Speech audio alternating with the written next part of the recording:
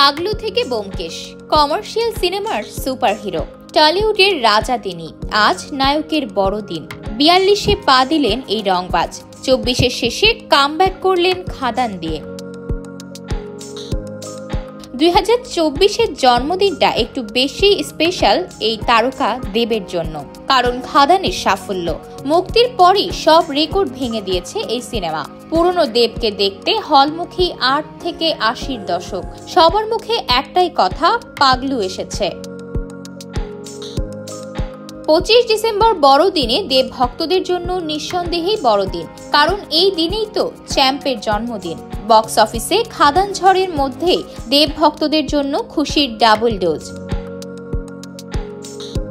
২৪ তারিখ রাতে মা বাবা ও রুক্মিণীকে পাশে নিয়ে কেক কাটেন সুপারস্টার দেব। সেই ছবি উঠে এসেছে তার ফ্যান পেজে।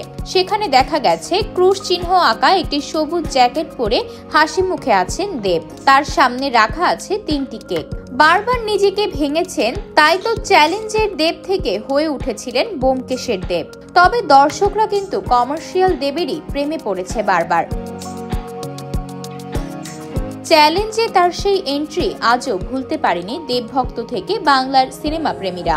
সেই পুরনো দেবী এবার ফিরে এলেন খাদানের শ্যাম হয়ে। শুধু অভিনয়ই করলেন না, সিনেমার ক্রিয়েটিভ ডিরেক্টর থেকে প্রযোজক, এক সিনেমার একাধিক ভূমিকায় দেব। উল্লেখ্য, টলিউডের এখন পর্যন্ত সর্বোচ্চ আয় করা সিনেমার রেকর্ড হোল্ডারও কিন্তু দেব। খাদান উপহার দিয়ে সেই তালিকায় নতুন মাইলস্টোন যোগ করলেন টলিউড সুপারস্টার। ৪ দিনের ছবির আয় ৪,৩০,০০,০০০ টাকা। এখনো ভক্তদের উৎসাহ তুঙ্গে, অথচ ৫ কোটির মাইলস্টোন ছুঁয়ে ফেলা শুধু সময়ের অপেক্ষা মাত্র।